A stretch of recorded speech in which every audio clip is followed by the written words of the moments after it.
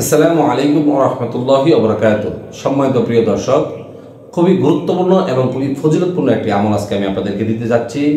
সেই আমলটি হচ্ছে এমন কোন সময় রয়েছে যে সময়টিতে দুইবার সূরাতুল ফাতিহা পাঠ করে কি হয়, কি লাভ।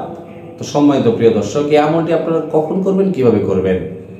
তো সম্মানিত প্রিয় দর্শক, এই আমলটি আপনারা যে কোনো সময় করতে পারেন, নির্দিষ্ট কোনো সময় নেই। তবে আপনাকে এই আমলটি করার আগে অবশ্যই কিন্তু আপনাকে পবিত্রতা অর্জন করে নিতে হবে।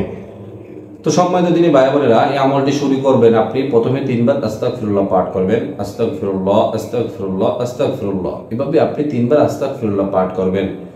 আস্তাগফিরুল্লাহ পাঠ করার পরে আপনি 3 বার দুরূদ শরীফ পাঠ করবেন।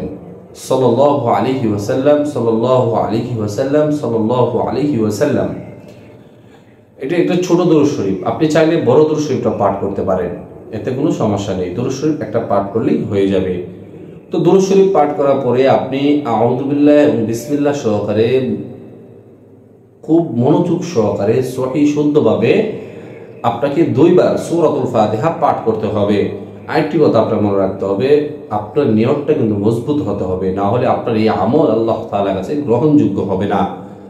তো সম্মানিত প্রিয় দর্শক, আল্লাহ তাআলার দিকে তাওয়াক্কুল রেখে, আল্লাহ তাআলার উপর বিশ্বাস রেখে আপনি সূরাতুল ফাতিহা সহি শুদ্ধভাবে 2 বার পাঠ করবেন। পাঠ করে আপনি আপনার 2 হাতটিতে ফু দিবেন। সূরাতুল ফাতিহা 2 বার পাঠ করবেন, ভালো করে বুঝবেন। 2 বার পাঠ করে আপনি আপনার 2 হাতে 2টি ফু দিবেন। ফু দিয়ে আপনি আপনার 2 হাত এভাবে আপনার শরীরে, পুরো শরীরে আপনি মাসাজ করে দিবেন। একদম মাথা থেকে একদম পা পর্যন্ত আপনি এভাবে হাতটি বুলায় দিবেন, মানে মাসাজ করে দিবেন। এতে করে এখন আপনি বলতে পারেন এতে করে আমার কি লাভ হবে? তো সম্মানিত দিনী ভাই বোনেরা, আপনি যদি এইভাবে এই আমলটি করেন, আপনার শরীরে, সারা শরীরের মধ্যে কোনো ধরনের ব্যথা থাকবে না, আপনার শরীর রোগ মুক্ত থাকবে। এটা আমার কথা নয়, আল্লাহ তাআলা বলেছেন। এভাবে যদি আপনি নিয়মিত এই আমলটি করেন, আল্লাহ তাআলা আপনাকে সুরক্ষায় রাখবেন। যত ধরনের বড় সমস্যা থাকে না কেন, আল্লাহ তাআলা গায়বী খাজানার থেকে আপনার সব ধরনের সমস্যা আল্লাহ তাআলা সমাধান করে দেবেন।